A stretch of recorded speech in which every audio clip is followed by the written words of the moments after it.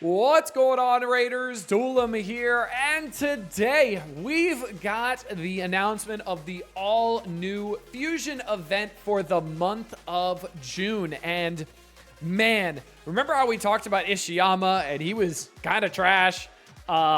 They went overboard with this one, and this guy, Tholen Foulbeard, is absolutely nuts. He has earned his 4.5 rating on hellhades.com, and he is part of the Dwarves faction. And let me tell you, he is no slouch in PvE and even PvP. So I am absolutely going to be going for this guy. But before we go any further, make sure you guys look down in the description below and click that download link if you want to start a new raid account or even your first raid account the right way. You're going to be getting Eleanoril day 1, Tagore at level 15, Ugo at level 30, and then day number 1, you want to make sure you type in promo code Sun or Monkey King for Sun Wukong, splitting it up a little bit.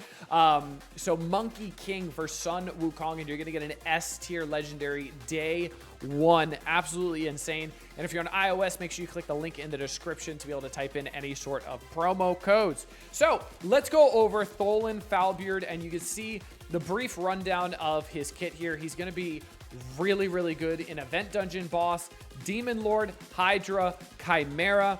He's applying Weakened. He gains an extra turn. He's also doing more damage and reducing the target's attack by 5% as well. It stacks up to 25%. So the longer battles go, the better he gets. And he's also increasing his own attack percent by 5% and up to 50%. So really, really good. So as the boss is getting weaker, he's getting stronger, which is really, really amazing. And you can see his ratings down here. And yeah, he's really this good. Like, this is not a joke. He is absolutely nuts. You see, he's got a 4.5 rating in Demon Lord, 4.5 in Hydra, 4 in Waves, 4.5 in Chimera, 4.5 in Spider, 4.5 in Fire Knight, 4.5 in Dragon, 5 stars in Spider Hard as well, 5 stars in Shogun Grove, 5 stars in Eternal Dragon and Celestial Griffin. So really, really good pretty much everywhere. Like Dungeons, Demon Lord, Hydra, Chimera, Magma Dragon, Celestial Griffin. Like, the only thing he's not really good at is at Sand Devil and then Scarab King.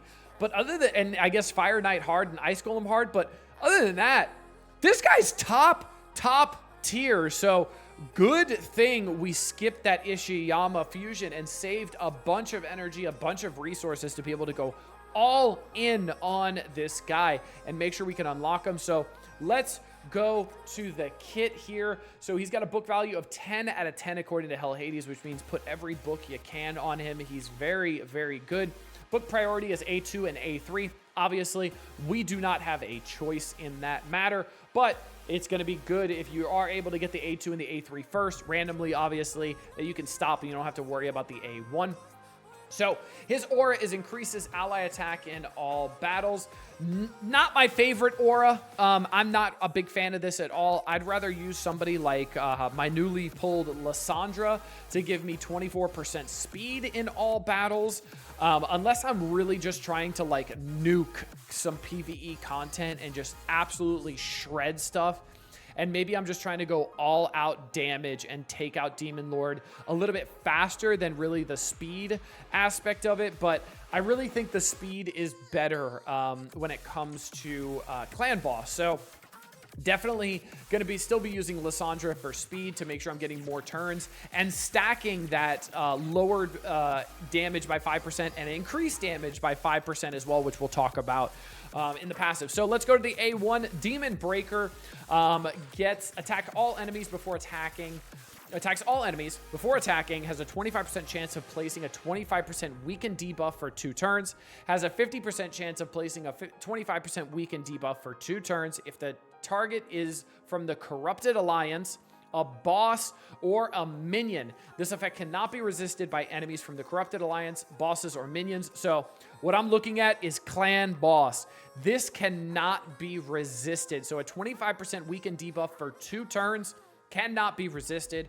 awesome, awesome A1. So even when you're dealing with having the A2 and the A3 on cooldown, you're still going to have a top tier A1 to hit and make sure you're putting out that weaken that's guaranteed to land against bosses, which is absolutely nuts. Really, really good. And this is good for Hydra as well because it's going to be attacking all enemies, which is absolutely awesome. Obviously, Hydra with the 4 heads. So really, really good there. And then grants an extra turn if a weaken debuff was placed on all enemies by this skill.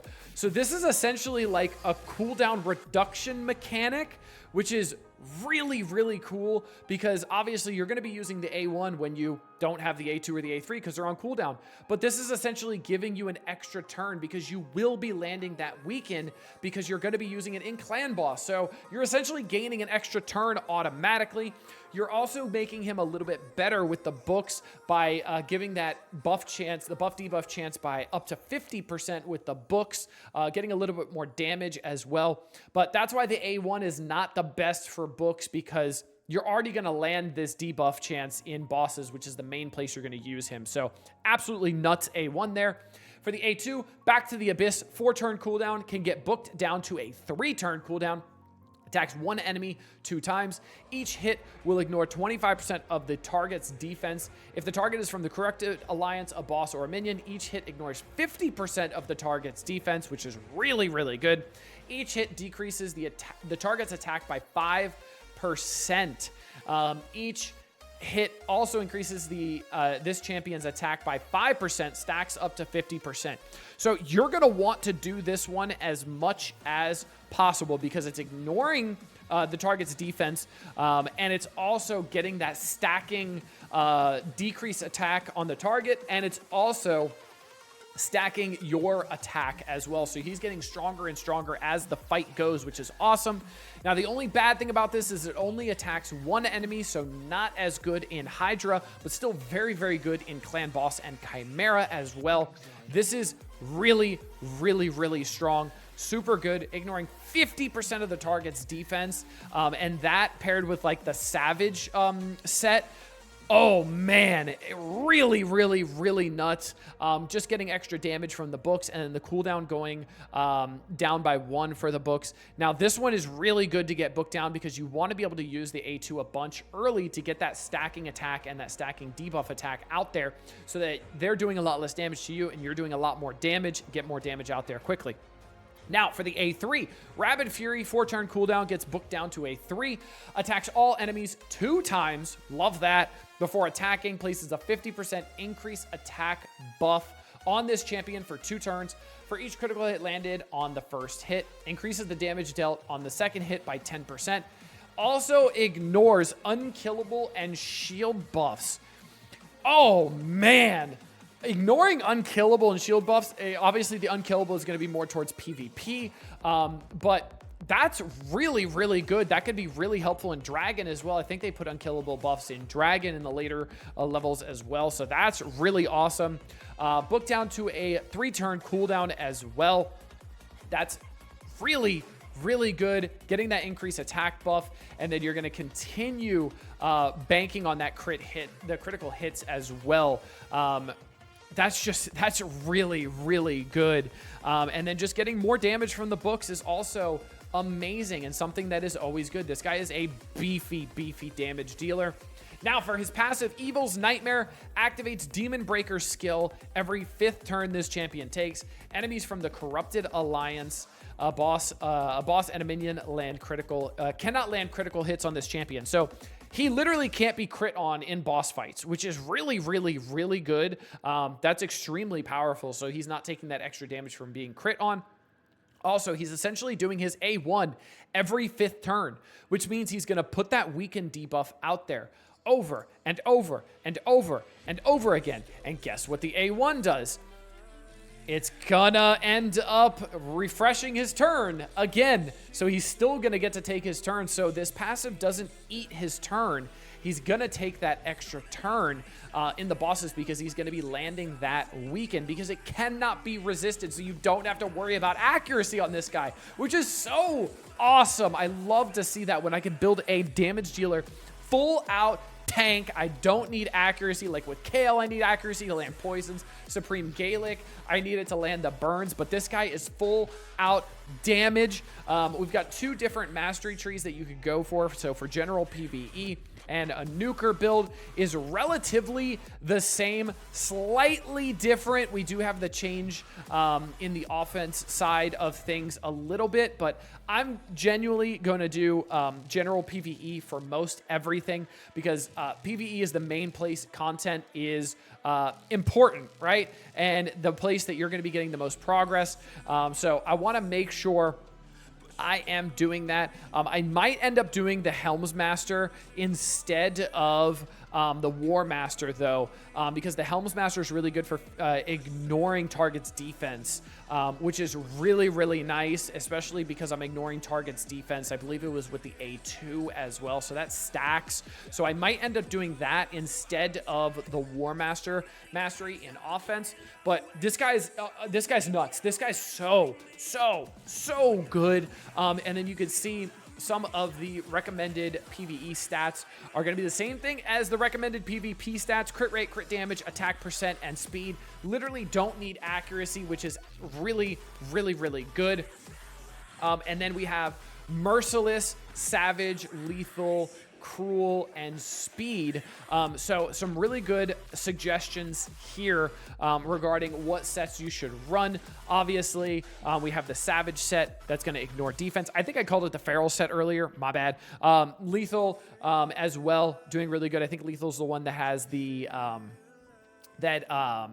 life steals, if I'm not mistaken, or that's savage. I can't remember. God, there's so many sets, which is great. There's so much stuff to do. I love it.